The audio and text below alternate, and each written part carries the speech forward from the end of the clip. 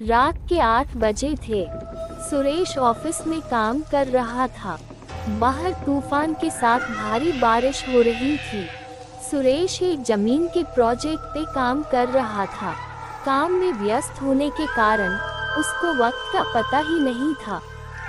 जब उसका काम खत्म हुआ तब घड़ी में 9 बज चुके थे। बैटरी कम होने के कारण उसका मोबाइल भी थोड़ी देर में बंद हो गया। जब वो बाहर निकला था तो उसके होश उड़ गए। काली अंधेरी रात थी, सुनसान रास्ता था और आसपास में कोई नहीं था। तूफान के साथ तेज बारिश गिर रही थी। भारी बारिश की वजह से बिजली के खंभे से सारी बत्तियां भी बुझ चुकी थी। सुरेश ने जैसे तैसे करके अपना स्कूटर निकाला और अपने घर की ओर जाने लगा। कुछ देर बाद अचानक रास्ते में एक बिल्ली दिखाई दी, इसलिए सुरेश ने स्कूटर को ब्रेक लगाई, लेकिन ब्रेक लगाने के बाद सुरेश का स्कूटर वहीं पर ही रुक गया। सुरेश को ऐसी अनुभूति हुई जैसे मानो उसका स्कूटर किसी ने जकड़ लिया हो। सुरेश स्कूटर से उतरा और काफी बार प्रयास किया, लेकिन स्कूटर चालू ही नहीं हो रहा था। तेज बारिश की वजह से सुरेश पूरी तरह से भीग चुका था। ठंड के मारे वह कांप रहा था। अचानक स्कूटर बंद होने से उसकी घबराहट और ज्यादा बढ़ गई। वह अपने स्कूटर को साइड में ले गया और डर की वजह से कुछ देर अपनी आंखें बंद कर ली। थोड़ी देर बाद उसको एहसास हुआ कि उसकी पीठ पर किसी ने हाथ रखा है। सुरेश जोर से चिल्लाया, कौन है? कौन है? मुझे छोड़ दो।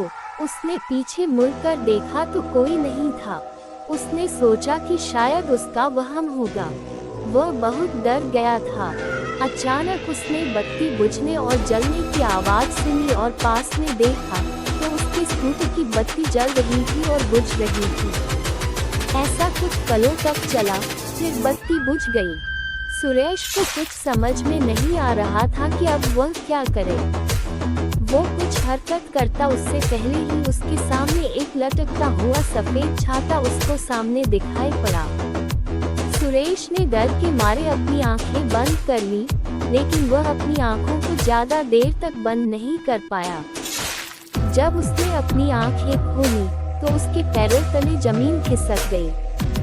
उसकी नजरों के सामने एक चुड़ैल थी। उसने सफेद साड़ी पहनी थी। वह डरावनी नजरों से सुरेश को देख रही थी। फिर उस चुड़ैल ने छाता जमीन पर फेंक दिया। सुरेश ने देखा कि बारिश की बूंद चुड़ैल की साड़ी पर गिरते ही बूंद लाल रंग की हो गई।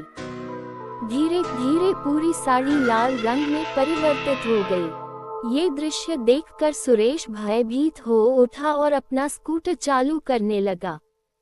सौभाग्य से उसका स्कूटर चालू हो गया और वह तेजी से अपने घर की ओर बढ़ने लगा। कुछ देर बाद वही चुड़ैल सुरेश के स्कूटर के सामने आ गई। सुरेश स्कूटर को नियंत्रित नहीं कर पाया और स्कूटर एक पेड़ पे जाके टकराया।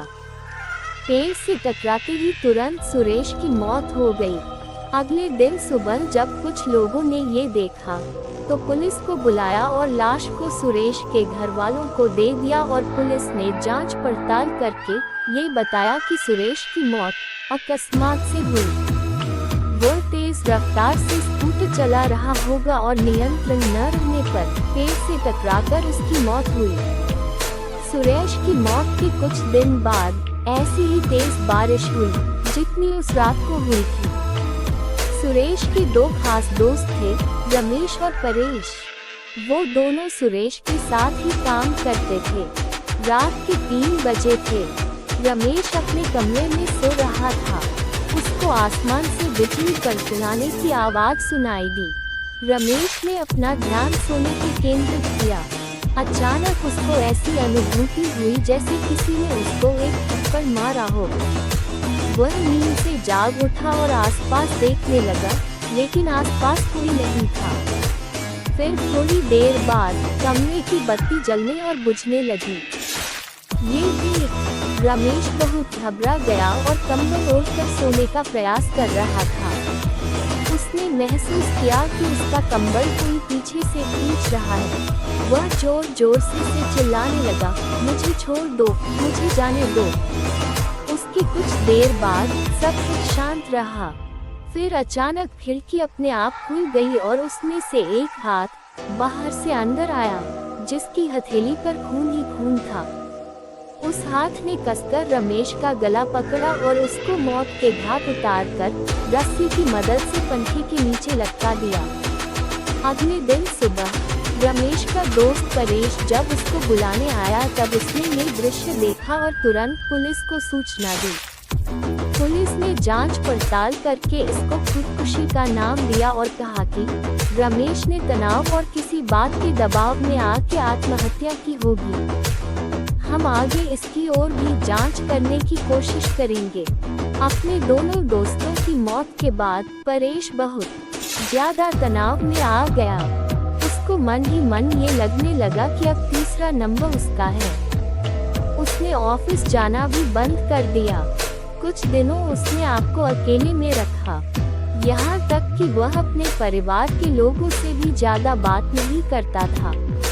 कुछ दिनों बाद उसको लगा कि अब खतरा टल चुका होगा। तब वह अपनी पत्नी के साथ दूसरे शहर घूमने चला गया। कुछ दिनों तक उसने अपनी पत्नी के साथ दूसरे शहर में सैर की। कुछ दिनों घूमकर दोनों वापस अपने घर आ गए। अब परेश के मन में डर का नामो निशान नहीं था।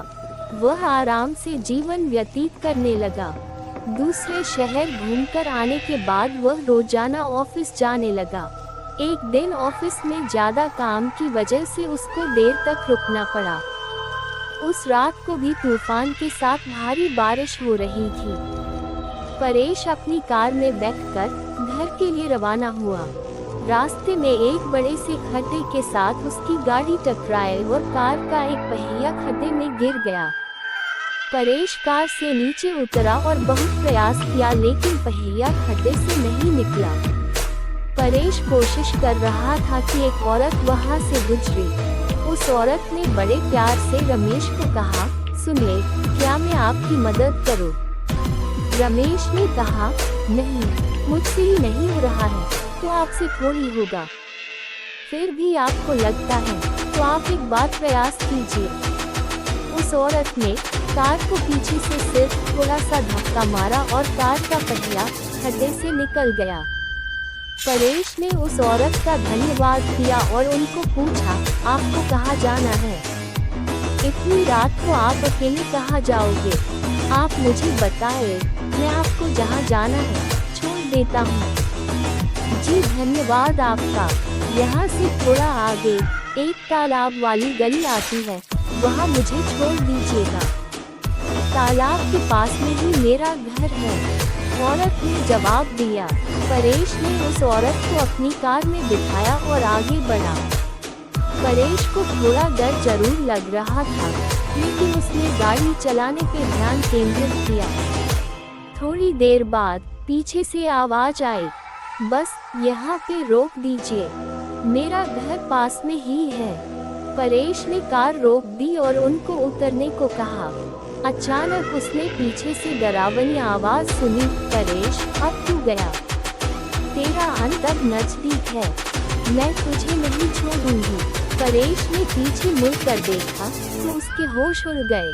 वो औरत एक खौफनाक चुड़ैल में परिवर्तित हो गई थी। उस चुड़ैल ने जोर से परेश को धक्का दिया और उसको कार से नीचे गिरा दिया।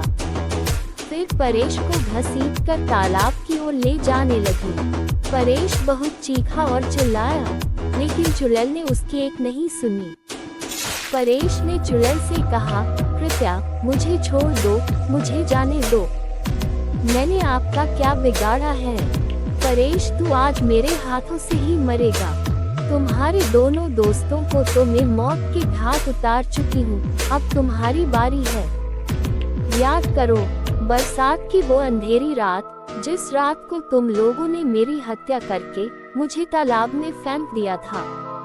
जिस जमीन ने मुझे और मेरे माँ बाप को रोजी रोटी दिलाई थी, वह जमीन तुम तीनों हड़पना चाहते थे और उस जमीन पे शराब की फैक्ट्री लगाना चाहते थे। जब मैंने और मेरे पिताजी ने हस्ताक्षर करने से मना कर दिया तो तुम पापी दरिंदों ने मेरी और मेरे पिता की हत्या कर दी और दोनों को तालाब में फेंक दिया।